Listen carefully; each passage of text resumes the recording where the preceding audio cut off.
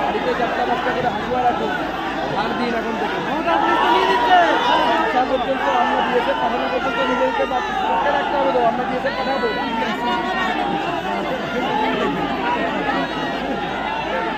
আছি চিন্তার কিছু নেই। বাড়িতে রাখুন, বসতে দেবেন না।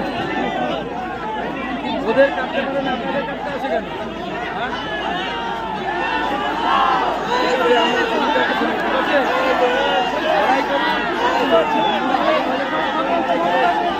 আমরা হারাবো না, চিন্তা নেই।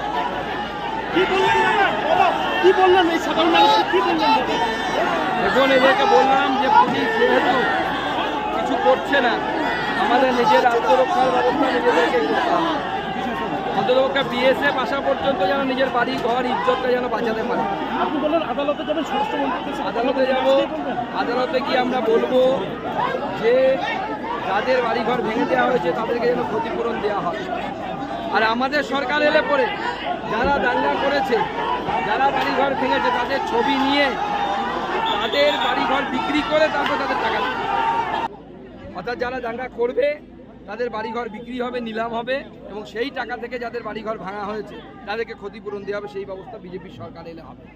হবে না, কেউ ছাড় পাবে না, কেউ ছাড় পাবে না। যারা বাড়িঘর ভেঙেছে, আমরা তো জানি 2 বিধায়কের নেতৃত্বে হচ্ছে, ফারাক্কার বিধায়ক আর এদিকে শামশেরগঞ্জের বিধায়ক, যারা নিজেরা না নেমে নিজেদের ভাইদেরকে নামিয়েছে এবং তারপরে নিজেদের গাড়ির উপর আবার হামলা করাচ্ছে। ড্রামা আমরাও জানি, অত বুদ্ধি নেই। অত বুদ্ধি হলে তো মাদ্রাসা ছাপ হতো না, বিজ্ঞানী হতো। ঠিক আছে, নমস্কার সবাইকে।